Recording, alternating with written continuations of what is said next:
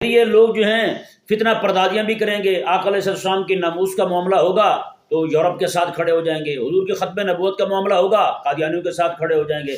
جی رسول اللہ علیہ السلام کے اوپر نازل ہونے والے قرآن کے نظام کو نافذ کرنے کا معاملہ ہوگا، یہ انگریز کی جمہوریت کے ساتھ کھڑے ہو جائیں گے۔ اور پھر جب بات آئے گی ان کے ایمان اور کفر کی تو پھر یہ کہیں گے جی ہمارے پاس تو غلاف کعبہ پڑا ہوا ہے، کعبے کے غلاف کا ٹکڑا پڑا ہوا ہے، ہم تو عاشق رسول ہیں، ہم تو قسمیں اٹھاتے ہیں آپ کے سامنے، ابھی ہم بھی مسلمان ہیں۔ مطلب یہ ہے کہ آپ اضافی ٹائم جی پارٹ ٹائم مسلمان ہیں